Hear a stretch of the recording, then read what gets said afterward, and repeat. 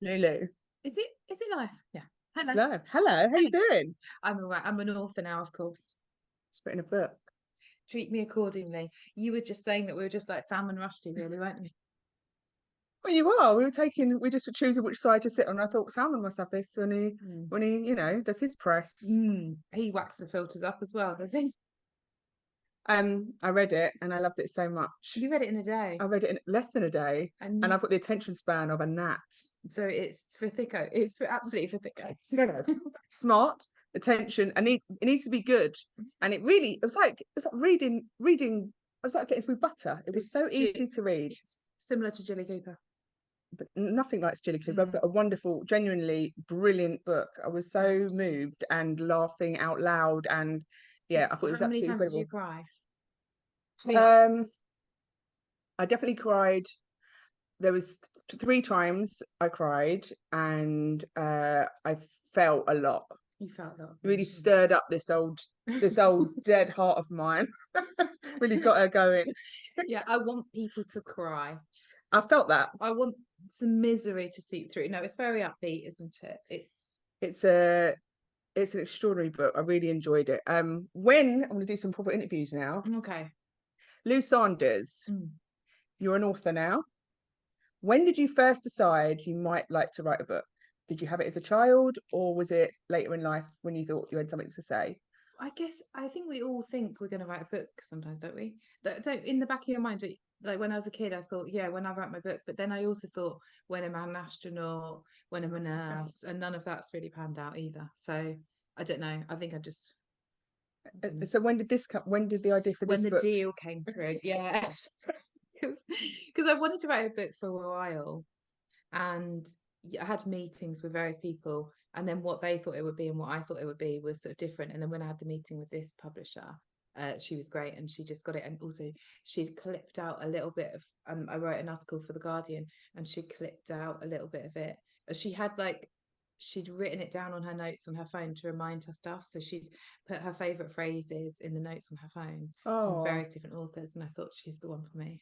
because it is really personal. So did you feel Mm. that that was really important to you that someone really got it, that that you're able to hand out, because that you deal with a lot of, it's beautifully funny, but it is it was really personal, and like you Mm. deal with some heavy stuff. And was that a big thing for you then to make sure you're handing it over to people that you trusted? Yeah, and I did cry in her office a couple of times. Wow. And then I realized she was going through her own stuff, and I felt really bad because she was, yeah, I didn't realize till after. But anyway, she must be sick of like authors just boo-hooing.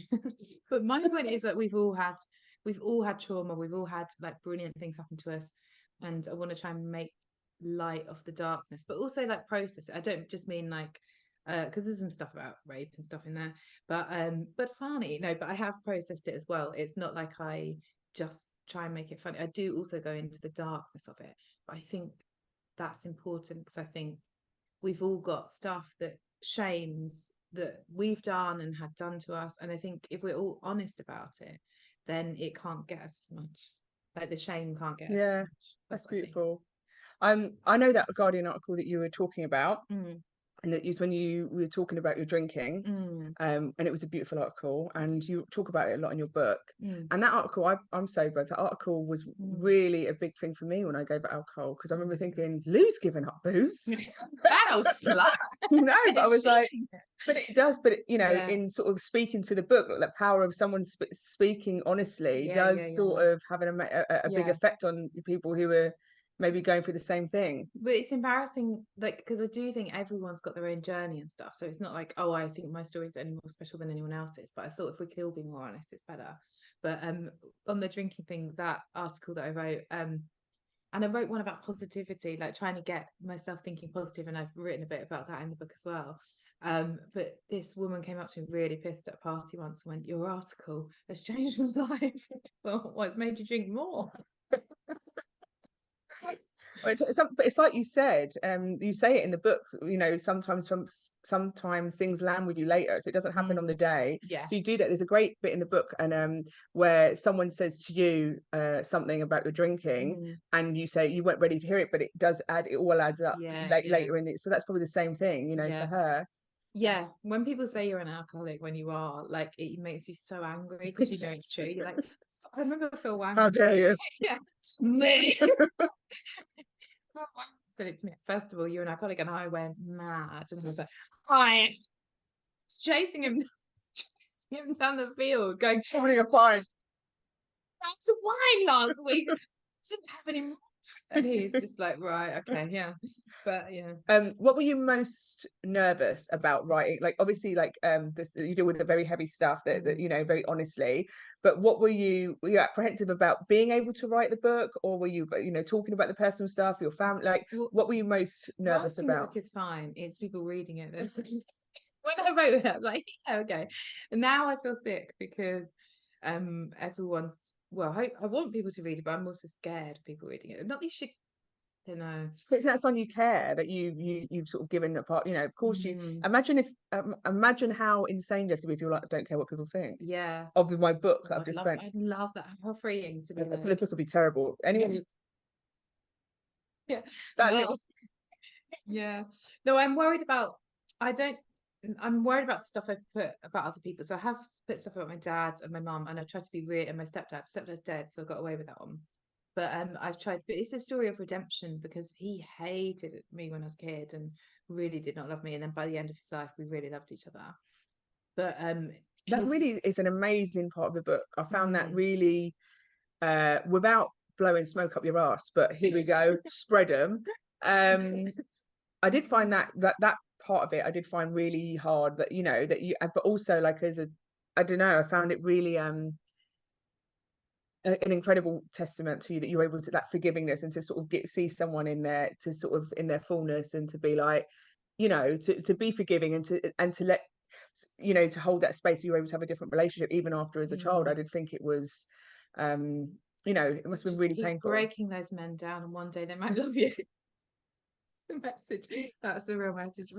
I realise I keep doing this and I'm asking questions, and I feel like really taking this interview very seriously. So no, but I am worried. The thing I'm most worried about is how my family view it, and if they feel they're fairly represented, because I would say the first draft was a bit more resentful, and then so it's cathartic to work through the thing and then see it from other angles and see it from other people's point of view. And one of the lines that I put in there was something like, you know, we all look back and with imaginary sort of upbringings and say how we would do it, but with none of the imaginary, like none of the problems that they had at the time. It's written back enough, but the gist is, No, that's exactly it. we're looking back going, I would have done that, I would have done that, Yeah. but you've got none of the pressure or problems that they had at the time. So I've tried to be loving and forgiving and see everyone's point of view, but still it's hard to be written about. And that's why I feel sick, I think, because it's hard for my mum to be written about, my dad to be written about, and it's just my view on it, you know. Yeah, But and it's your story. It's your story yeah, that you're, you know. did you right to reply really with my old dad? But they should be grateful what I've left out, you know what I mean? Did you, when did you always know you wanted to do, so the story, I would say the book is a thing of redemption. It's a very, like, you had a big life, and I think a lot of, you know, like and it's really funny as well. So it's not just like, there's a lot, but I think you don't, because you're being so honest, you just really reveal all the stuff that you went through as a young person, a child, and a young person, and a young woman, and lots of stuff that many people will have been through. But I think people knowing you off the TV might have expected something different. Did you ever feel pressure to not write this book, to write something sort of more silly? So I think you're never going to please everybody, and you have to just write the book that you want to write. And I think I've tried to add light and dark. I've tried to make it funny. I've tried to talk honestly. Hello. Trying to talk honestly. But I just think you have to let go of all of that. That's what I'm telling myself anyway. Yeah. I haven't done it yet, but I will. And the book is, like, without giving it away, it is like a journey. It does feel like, you know, your journey into comedy. There's so much, I've known you for a long time. There's so much I didn't know. That's what Like, Brett said. there's so much I didn't know. It's like, it's amazing. Like, I didn't know. Well, number one, we were drinking around Holloway Road at the same time. Nice. Exactly the same time. Did we sleep with each other? Who knows?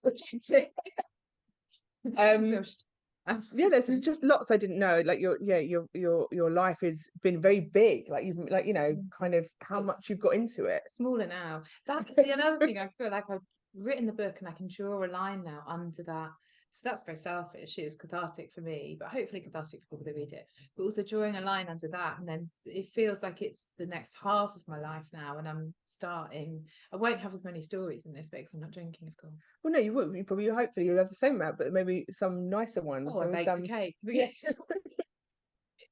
Right, went for a walk. Don't need to write another book now. And when you finish the book, when you Mhm. finish writing that book, what did you feel? Oh God, is it okay? Is that honest? That's not. Yeah. I Yeah. felt like, oh God, is it okay? Why have I done this? I mean, but that's not every. That's not Thing you do. everything you do. Yeah, being that vulnerable Yeah. and putting all your stuff out there. Like, I feel like it's probably. I don't know anyone who wouldn't feel like that if they wrote a book. I wish. Do you sometimes wish you were a character comedian and you I am a just character. no. What are you talking about? My Mr. real name is Wendy. But do you sometimes like everything I do? I think, why am I doing anything? It's so embarrassing to be alive, anyway. It is. But no shame. I was going to ask you. Hold on, my question just went out my head. Oh, hold on. Okay, I'd like you to do a character piece. I'd like to do a character. I'm gonna do 6 seconds because I need to. I just had a question. It just completely went. Brain fog. It was a good question, though. We were talking about, well, when you got to the end of the book, what Yeah. did you think? And I said, yeah. Who do you think this book is for? Is it for like a young version of you? You know, like When I was writing it, actually, I did think if I had a goddaughter, I do actually have a goddaughter. Bit different for me because I wrote it, but I think it's for. I really want it to be for for everyone, but money wise for everyone, but soul wise for young girls especially growing up, so that they don't make the same mistakes. oh, Lulu. And did you ever would you want to write fiction? That's a lot of work, isn't it? Did you ever think about? But did you ever think about writing it and then saying, instead of Lou Sanders, it's Boo Banders? Yeah. It's a character I like. Yeah, where's she gonna be? No, actually, fiction would be quite cool. It'd be nice Because you're a beautiful writer, you've got a lovely turn of phrase, and but also you write. I could hear your voice, which I think is really hard to get that across on the page sometimes, because they're so different in form, and it really sounds like you're speaking, and so your jokes really land, and that's I just found that I was she's a really great writer. Would you like to write fiction? Oh yeah, I'm writing a big old novel. Big crime. No, I don't want to write. I don't want to write fiction. No. Like moving to France and writing a book for a year or something. No, I like the idea of I like scripts because I feel like they're sort of endpoints, and that's what I really liked about this. The chapters are very self-contained, and so you can sort of read one, even though it's a narrative. And it really tricks you, because that's what got me to read the whole book. Because I thought, well, I'm just going to have another cheeky little chapter. It looked like a box of biscuits. It looked like Pringles. This book, like a box of biscuits. I literally was like, I'll just do 2 chapters. But that's me, greedy guts. And what are your next plans now? What are you going to do with the book? Movie? Sell the rights? We'll see what happens. Yeah. Just see. Hands on the hips. Throw it out to the world and see what happens. Yeah. I don't know really. God, I don't know. See if people like it. Maybe do merchandise. Book on a top. I don't know. And what was your favourite part of the book to write about? The ending, when you're like, there we go, deal with that. Just when you've done it. No, I liked it. Was cathartic, actually. I do think, and it's nice to draw a line under that life, like, because I have done some mad things. You have. And I think I'm not getting happy endings in massages anymore. So put it in the book. I'm not. Save something. Save something. I'm like, what? It's a great sell. I did sell that. I did say that in a show before, which probably 300 people have seen. So, but it's different written down, isn't it? Because then it's there forever. I told my nephews they can't see it, they can't read it. Well, they're definitely going to read it. No, I said don't read it. One of them doesn't read anyway, but he could get the other book. He said, are we in it? I said no, and they said we're not interested anyway. Oh wow! But then if you have a kid, you sort of think then they're going to read it, and that's the problem, isn't it? I was a drug dealer for a day. A terrible drug dealer, though. Yeah, a really bad drug dealer. Really bad drug dealer. I took some drugs, they were bad drugs. Oh, don't reveal the ending. No. bad drug dealer. There's lots of very funny sort of stories like that in there as well. Yeah.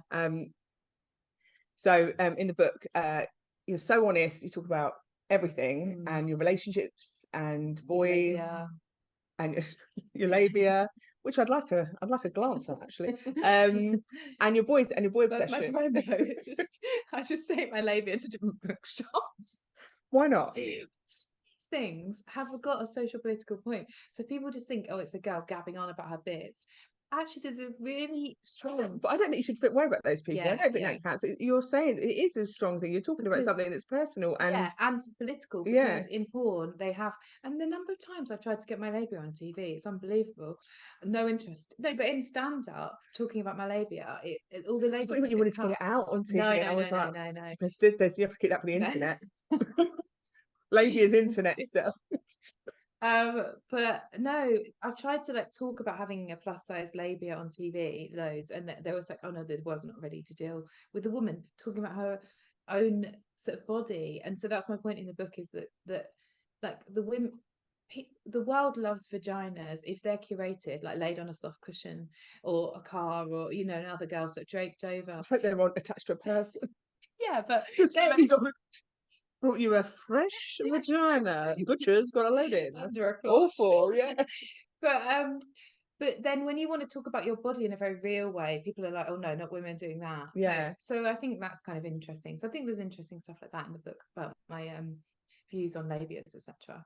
But what was I going to say? But you're obsessed with boy mad. I was boy mad. Well, yeah. It's from a young age. I think it's I think it's appetites. If you've got appetites, I think they're sort of in all areas. And I think so that's the good side of it, is you can have an appetite for life, but then you have to not be a little greedy guts and become an alcoholic, man loving. What mad things did you do around boys? Just as a child, I was like, there was a bit where you fancy someone very young, and I really identified with that. I was like, I was sort of like, I love them at like 9 or 10, whereas my friends were like, what's wrong with you? And I was like, I love Sam. Oh, it's and everyone's intense. like, yeah. Do you remember that song? We've talked about this before, and no one else knew about it. Like that song, I think about it all the time. It's horrible being in love when you're 8.5. Yeah. And that was when I was 8.5, and it goes, I got my picture on your wall, your name upon the scarf. Oh, it's horrible being in love. And I remember being in love with Craig Prentice, and I was like, God, someone gets it, I heard that song, and I remember thinking, I'm falling behind in my career. I was like 9. No. Yeah, I was like, songs. I wanted to be a Western singer at this point. Yeah. I was like, gosh, she's beating me. I haven't got my first song out yet. Oh, because she was 8.5. Yeah. Oh, I was like, I forgot it was a good singer. No, I got my cowboy hat, got the guitar, I was like banging out terrible songs. 9. 9. Or lying, so you were 7. Head start. It's intense when you're addicted to boys in that way. Like, I think a lot of people, that is their addiction. A lot of people is relationships. Like, of course, and I think it's very easy to. The ones where, like, that are normalized, like love, it's very hard to, when you marriages normalized. That sort of, to put all your sort of self-worth in another person, and the intensity, I think from a young age, to be like, I need them to like me, and then I'll be okay. Yeah. And I'll be like, and that really comes across. If you speak beautifully about that, about it was so intense. I was like, Craig Prentice, I was like, oh God, but I did mad things, like what's in the book, but I put leotard and leggings on in PE and sweatbands, because I thought, once he sees me in this, breakfast TV was stand big. a chance. TV was big. Gloria Gaynor. I was like, no, Gloria Gaynor, that's the thing, but you know what I mean. Yeah. And I and the teacher really embarrassed me and was like, that's a bit OTT, which obviously it was. Well, yeah, because everyone's in shorts and a t-shirt, and I sort of strut in, and I was mortified. I was so mortified that I had to play around it, because I didn't bring a backup plan, because I was so confident. Where's that confidence gone now? And so I was running around playing rounders in a sparkly emerald green leotard and leggings, and you would think that's enough to put you off, but as school photos, I popped it on again. That's my favourite bit, but one of my favourites was, like, you come and like sneakily going to change, and then I'm like, that's my school photos. Like, what a nutter. And also, can I just bring up the ponytail on the front of your face? It was sort of like, I went to school like this, but I had more hair, so it looked more like just like that. And my mum was like, yeah, fine. I mean, it feels like it'd catch on now. Yeah. But maybe it's just before your time, Luke. Yeah, that's the problem with me. Didn't look as funny as I thought it did. It looked quite nice. Quite good. I was like, I might try that. Because you do it, I think Yeah. it's better. Well, I don't. Let's not do it on mine. But I totally My hair's thinned out now. I used to have very thick hair. It wish it got just shorter. It just feels like the world's more. That's the style. It sort of feels more. The world's more ready for it. Yeah, the world's more ready for it. Just sort of 20 or so years on. And did you read other books when you were writing it, or did you not? And I love the cover. Yeah, the cover's nice. A lovely lady called Holly was a photographer. And the back. Yeah, another lovely lady designed it. It's actually great.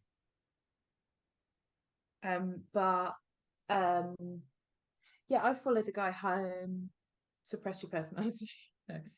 That comes across really on. I think a lot of people aren't as honest about that stuff, about how obsession is a big part in the book, and I feel like you talk about it really honestly, you express it really honestly, and I think people are happy to talk about obsession when it's like some not happy, but in the areas that they feel like, well, that's not my problem, like alcohol, whatever. Yeah. But men, and I feel like that maybe people see themselves in that, but oh god, I'm like that. Like I've made relationships my my goal, my god, my mountain to climb, and that if I get that, then I'll be okay, then it will fill the void. It feels like a lot of you're a searcher, you're a woo person. Yeah. As am I. Well, I spent £400 on a magic wand and some nonny juice.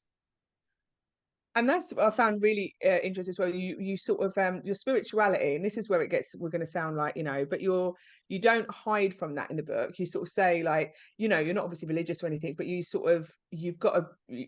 definitely have a sort of spiritual understanding that you believe the world, how the world runs, and you sort of talk about. Were you reluctant to? I reeled it back a bit. Yeah, I had some stuff about spotting some butterflies, and I said to my friend Sally, should I leave that out? She went, yeah, it's a bit much. So I did reel it back a bit. But I did meet the Archangel Michael, and he came into my body. And if I can't tell, I was wondering when you said I reeled it back a bit. I thought, I don't know if you did. The butterflies. There's a bit where the Archangel comes. But that happened. When she means he comes into her body, she means he just is in her body. He didn't ejaculate. No, the Archangel Michael would not do that. No. But yeah, and did you feel like, did you feel any apprehension about talking about that stuff, or did you feel like I'm going to be really honest and just say? It's tricky. Like I'm a people pleaser, so I want to please everyone, and then I'm thinking, oh, like some guy in wherever might not like that bit, and you're like, you can't write the book for these fictional people in your imagination. And if it's a great bit of advice. Yeah, and if you're trying to please everybody, thinking, oh, someone might think that's a bit much, you end up with a very bland kind of thing, I think. Yeah, but that is probably more successful. I don't think so. I think the book, I think people connect to authenticity, and people connect to people who aren't trying to sell a version of themselves. I don't know if that's true. I want to believe that's true, but then you see someone on a show fake crying or something, and you think, and everyone's buying it. So I don't know if that is true, but yeah, you can only do what you do. I agree. When is this book out? 17th of August. That's on Thursday. Oh, it's on Thursday, so you can pre-order now. You can pre-order now, yeah. Oh my god, you can pre-order this book now. And you can get signed copies from Waterstones. You can get signed copies from Waterstones. There's some little personal touches in some of those. Oh no, not Labia. Some little drawings of your labia all over the book. Did thumbprint. She's gonna get that labia out. Thumbprints. You should do some more labia books. You should basically draw your labia. Not too explicit, but just give it the rough outline. It might attract the wrong crowd. No, I don't think there is a wrong crowd for this. Just a crowd. I don't think there is a wrong crowd. Lou, I'm so proud of you. It's such a brilliant book. It's beautifully written. I think it's gonna make people laugh and cry, and it really feels like you do get to spend. I felt like I got to spend a little road trip with you, and you told me everything. That was an holiday for you. You thought of the last time. I loved it. I really loved it, and I thought it was, I think it's a very powerful book, and I think it will do a lot of good in the world. Congratulations. Thank you. Do you want a high five? Yeah.